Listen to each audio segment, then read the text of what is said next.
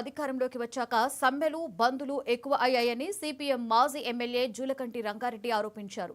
కేంద్రం అనుసరిస్తున్న కార్మిక రైతు ప్రజా వ్యతిరేక విధానాలను నిరసిస్తూ రేపు జరుగుతున్న దేశవ్యాప్త సమ్మెను జయప్రదం చేయాలని పిలుపునిచ్చారు.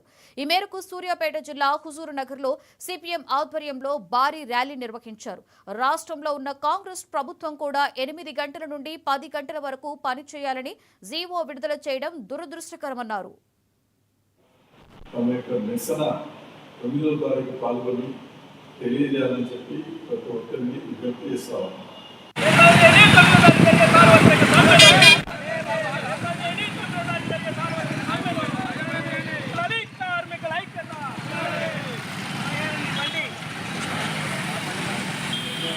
నిర్ణయాలు తీసుకోవటం దాన్ని మరి వెనక్కి తీసుకోవాలని చెప్పేసి కోరుతూ ఈ నెల 9వ తేదీ నాడు దేశవ్యాప్త సమ్మెకు పిలుపునిచ్చారు. కాబట్టి ఈ యొక్క సమ్మెకు వామపక్ష పార్టీలు సిపిఎం పార్టీ కూడా సంపూర్ణమైన మద్దతు తెలియజేయడం అనేది జరిగింది.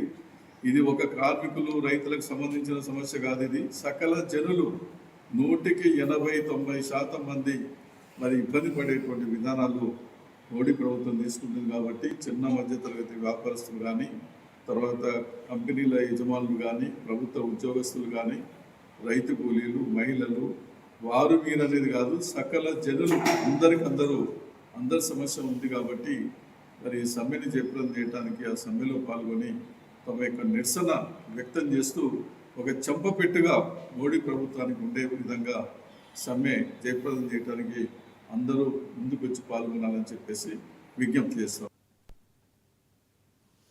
కాకినాడ జిల్లా లోవ గ్రామంలో వేంచేస్తున్న